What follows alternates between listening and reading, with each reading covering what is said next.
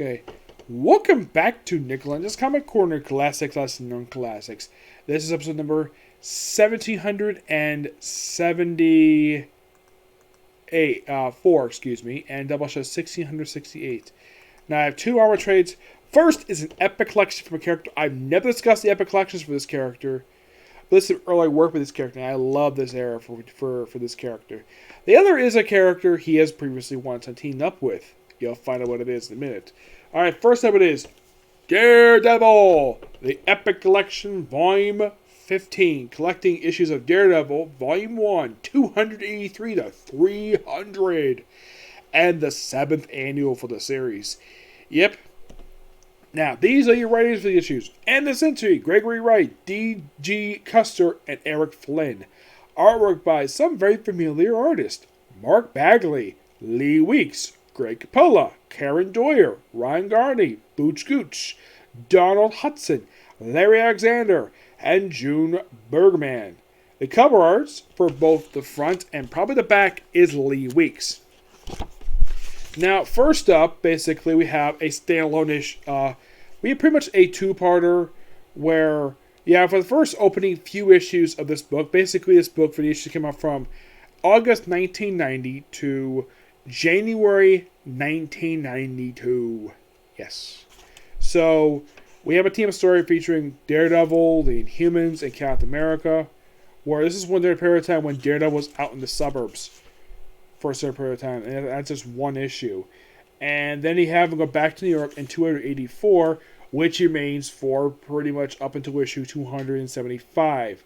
Yes, from 284 to 275, 375, he actually is in New York. Basically, he's back at his proper base now. And the stuff in here with Typhoid Mary. Yes, Typhoid Mary. Basically, it's kind of like Daredevil get back to business with issue 384. That's the point of it. And you kind of have Daredevil acting a little bit weird, where he basically is a little more violent in these few issues, from issue 384 about 387. Yeah. Oh, by the way, the book is retitled Daredevil Man Without Mercy. Yeah, this lasts for a few issues, because basically it's Daredevil become a lot more violent since the return to New York. Yeah, and also, we return of the Kingpin of Crime, who have been absent book for a little while. Yes. And this whole thing of Daredevil becoming violent, and that leads to something in 289, where he thinks he's his father battling Jack Murdoch, where he basically acts like a boxer. Yeah, and then, of course, basically... Yeah, and of course, basically, he runs into Ben Urich. Yes, Ben Urich. Yeah, this also basically is Daredevil kind of loses his memory, fighting Bullseye. We also have a guy called Bullet. Yeah, he pops in for a couple issues, and that's it. We appearance here by J. Jonah Jameson. One of his rare times he appeared outside of the Amazing Summer Comic Book during this period of time. And number 7 is Defense Joker Gambit. Yeah, this is an annual cross that started this very book here. And this pretty much collects the entire annual. Basically, this kind of basically revealed the whole thing when, I think it was, Kingpin was in charge of I think it was in Las Vegas in these issues. I think it was. Yeah, or later issue. I think he's somewhere. Where he runs into Nick Fury of all people. Yes, Nick Fury. And because it's Von Strucker, so why the heck not? Yep. Pretty good stuff here. And of course, the story continued in Punisher number 4, Chaos number 10. And then we have in issue 292, we have The Punisher. Yes. Battling with the Punisher. Yes. Yeah, fighting side by side with the Punisher is not exactly a good idea. And then we have from issues 294 to 296. It's a 3-parter where Daredevil is fighting the Hand for a few issues. Yes, the Hand. And then, of course, we have deals with that. We'll also team up with the Danny Ketch Ghost Rider. Yes, that's Dan Ketch. He is the half-brother of Johnny Blaze, the original motorcycle Ghost Rider. Yep. I mean, I got a bit, not a bad idea to do. And, yeah, like I said, this arc is wrapped up by 296. You want to know why? Because 297 begins a story arc that kind of leads to something that Daredevil will do for the next couple of years. have a status quo for 2 years and then change it because of reasons. Yep, gets in a fight with Typhoid Mary and makes out with her and has sex with her. Yes. Yeah, over the course of issues, basically, first Typhoid Mary is first found sleeping with the Kingpin, now she's sleeping with Daredevil. And then from 297, we begin the Last Right storyline, where basically, first it's basically a time with Typhoid Mary, which leads to her going to the insane asylum. Yes. So, like, the very next morning, like, she woke up after not having sex with Daredevil. It's like, oh, she's put into a straitjacket. And by the way, she is completely naked. Oh, don't worry, she will return. And then 298 basically has an encounter with Nick Fury. Yeah, Nick Fury likes popping up in this book. And then for 299 and 300, we have the downfall of the Kingpin of Crime, Wilson Fisk, finally. Yes, it's been building for quite a while. Yep, and 300 is basically the end, it's basically the start of a brand new era. Yep, Kingpin is taken down in this issue. Also, Matt Murdock's license is restored as being a lawyer.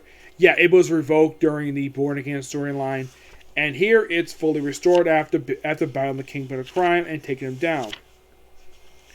Kingpin went nuts, and of course he had to step down. Yep. This by far is some really good stuff here. This really good Daredevil stuff here. I give this book a 9.5 out of 10. Damn good. And like I said, why would I say status quo changed over a couple years for this book until its relaunch in 1998? Not really sure why Marvel did this for, because he gets his law license back, basically runs as a lawyer for about a couple years, and after the storyline Fall of Grace, he fakes his death. Yes, in order to save New York from a virus.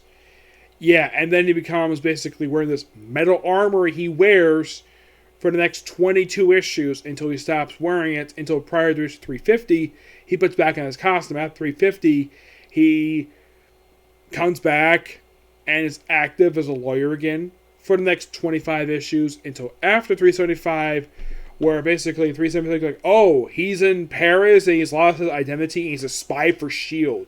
This lasted for 5 issues. I guess Marvel was like, basically, they just gave up on this. Basically, let's just restart this book number 1, because basically this is getting bullcrap. Yeah.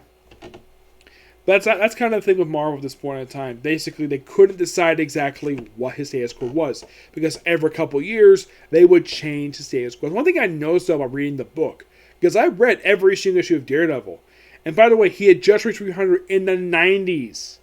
Here's the thing. Amazing Experiment hit 300 in the 1980s. And you're probably thinking, okay, when did Avengers do that? 1980s. Uncanny X-Men. I believe that one... I'm trying to think. I don't think it was... Pretty much like a lot of the Marvel books basically were reaching the 300s by the 80s. Thor didn't. Thor actually reached his, I believe, by the 70s. That's when he pretty much hit 300. Yeah, I think it was like toward the end of the 70s he did that. Now, the reason why Daredevil took so long to hit 300, because in the 80s, the book basically would never come on time, from what I've read. And Jim Shooter, who I've met, and he pretty much helped put the book out. He basically told, when he became editor-in-chief, he basically, one of the things he wanted to do, and he explained this to me, that certain books basically were missing when it was supposed to come out. So basically, he made a mandate. Make sure every single book comes out on time. And, yeah, that's kind of the way it was. And that's why, let's say Daredevil. Daredevil hit 600 until like 3 or 4 years ago. Yep. Alright, moving on to a different character. Domino. Volume 1, Killer Instinct. Yes, this character did do a 2-part team up with Daredevil. And Domino's outfit she wears in this book, that's actually her current attire. She also wore this in the Weapon X book, and to date she's still wearing this attire. Yep, she still is. Now, pretty much in a way, this is basically Domino basically doing her normal thing as a mercenary. Her having a solo book is not a bad idea to do, but the only reason why Marvel did this, Deadpool 2. That was the only reason why Domino got an ongoing book. Didn't last very long, shockingly. It lasted for 10 issues. And you're thinking, who did Marvel choose to write this book? Was it Rob Liefeld, her creator? Nope. Family Caesar? Nope. Oh, I don't know. How about Kelly Thompson? No, because she was writing Captain Marvel at this point. Who wrote this book? Gail Simone.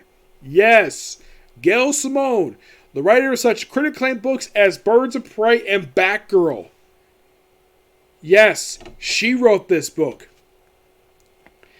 And here's the thing. This is her return to Marvel, first time in almost 20 years. Because she was last at Marvel back in the late 90s when she was writing Deadpool.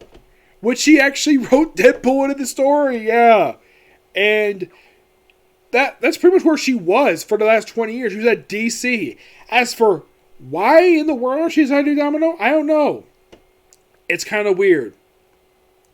And the first issue, she has Deadpool make a guest star appearance because that was the last character she wrote for, was Deadpool. Yep. Now, why did she leave Marvel? Because she offered to write Birds of Prey, a book that she wrote for a long period of time. Yes, she wrote that book for over about 5 years. She wrote that book. Of course, she wrote books like Batgirl, The Movement, Secret Six. Yes, that's pretty much what Gail Simone did. And she also worked on, she worked books like All New Adam, Red Sonja. Love that book. That book is awesome. Yeah. Her Marvel work is surprisingly not that big. No, not really. Actually, scratch to be part of this, she did write a couple books. Now, she wrote a few books prior to this one. She last book came out from Marvel. It was released back in 2004. The first issue of this book was released in 2018. April 2018. She was there for 2 years. Writing Deadpool, obviously, a good majority of Age Next, and Marvelous Adventures of Gus Buzzer. And that was it. Of course, she then moved on to DC, where she was there for a long, long time. I thought basically Birds of Prey's first book she did. Yes, that's basically true. She does stuff for Action Comics, Villains United, that miniseries, which is really good. Secret Six Volumes 2, 3, and 4. Walk of Tranquility, All New Adam, Royal Submissions of JLA Classified, had a really good run for Wonder Woman that basically a lot of people love. Her last book she ever did for DC was Clean Room. Yes. And of course, the Marvel came out like the following year. She actually was working on her Red Sonja book during the same time she worked on, toward the end of her run for Batgirl. That's what she pretty much worked on it. And it's kind of weird, though, the fact that the Clean Room book came out, like, and of course you have Domino would come out, like, almost, like, a year later, like, 10 months later, and then, of course, oh, here's Domino. Okay.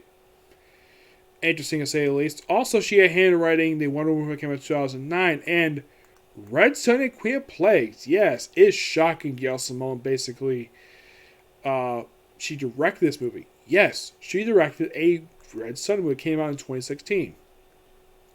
Yes, as for what she did for over a year, like prior, I mean, nothing came out between Clean Room and this book. Nothing. No, seriously, there was nothing. I never read Clean Room. I heard it was one of her more weaker books she worked on, but this book is awesome. Like, teams with Deadpool, like I said, the first issue teams with Deadpool, and she teams later on with Colossus, where she kisses in the issue. And of course, she also teams up with Dazzler. Well, Dazzler business book. Yeah. Yeah, it's all about her. And of course, we have a homage to Watch Number 1, basically, with Dom thrown out the window. And then she said next issue by Spider-Man. Oh, in case you're curious, though, like, because of the fact she slept with various guys over the years, slept with Cable, slept with Wolverine and Colossus, you're probably thinking, did she ever have sex with Spider-Man? Nope, never did. Yeah, as for the reason why how Spider-Man kind of knows her, probably through casual acquaintance. They probably know it to be reputation. I think it's great though that she got Gail Simone got a chance to write Spider-Man. As far as I know, this is the only time she's ever wrote Spider-Man in her whole career, in this one issue alone. Yeah. Also, Domino's got this Posse. Yes.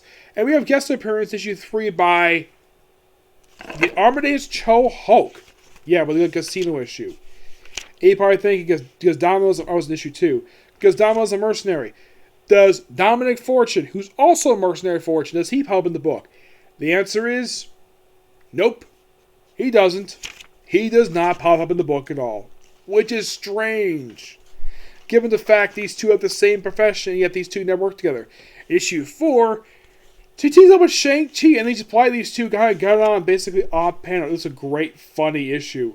Like the whole thing basically just doing homage to Shang-Chi stuff. And today also, like in the case of Spider-Man, the only times Gail Simone ever wrote Shang-Chi.